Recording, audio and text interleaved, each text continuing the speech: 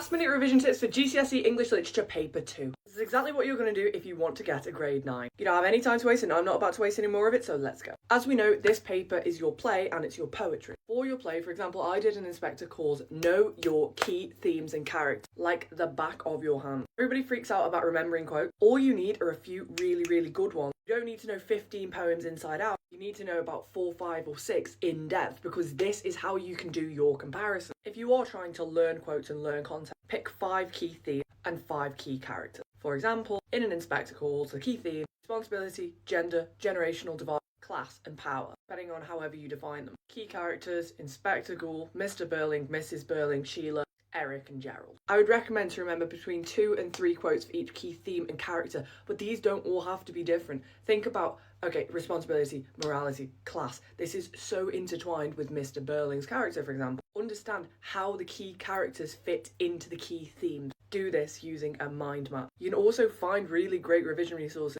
just on the internet. People have already made these mind maps, making links between themes and characters. And the same with poems. What are the key themes of each poem? What is the best comparison and for what theme? And for what reason? When you're doing your poetry comparisons, differences or similarities, you can use SMILE to guide your answer, which is an acronym standing for structure, meaning, imagery, language and effect. It helps you get a little bit deeper into that analysis. They're just ideas of things that you can talk about and things you can analyse within each poem. The biggest revision mistake that people make in paper 2 is trying to remember loads and loads of context. Okay, so you have your play, whatever play you do, that's kind of okay. You can remember some context for that, what was going on. But people waste so much time trying to remember loads and loads of context for each poem, which is so difficult because they were all written at different times. Just remember some key facts. I remember, to get into that top band, context is important, but it shouldn't be the basis of your answer. A better use of your time would be to practice your analysis skills and planning out answers. What would you say? Reading examiners' reports and model answers. Reading model answers as well is really helpful because you can sort of